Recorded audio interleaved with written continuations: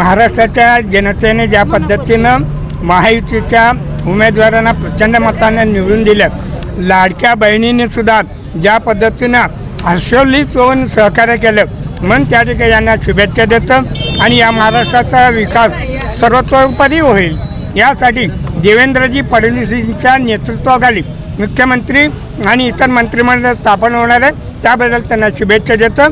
जय हिंद, जय महाराष्ट्र।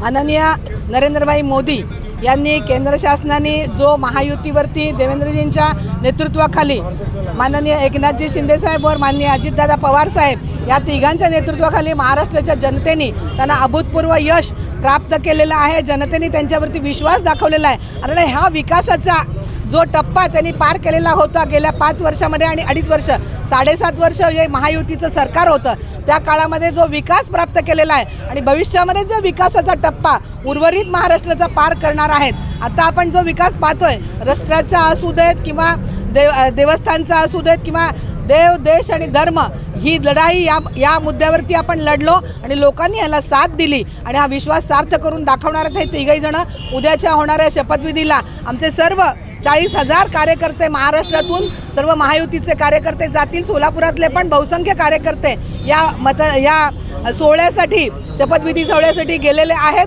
माननीय अध्यक्षांच्या नेतृत्वाखाली आम्ही सर्व कार्यकर्ते इथे जल्लोष करण्यासाठी थांबलेलो होतो आणि हा जल्लोष आम्ही इथे साजरा करतोय। महायुतीचा हा जो जल्लोष आहे त्याबद्दल सर्वांना, सर्व कार्यकर्त्यांना आणि सर्व पदाधिकाऱ्यांना शुभेच्छा देते। माननीय देवेंद्रजी आणि त्यांच्या नेतृत्वाखाली होणाऱ्या सरकारला शुभेच्छा। धन्यवाद। जय हिंद, जय महाराष्ट्र।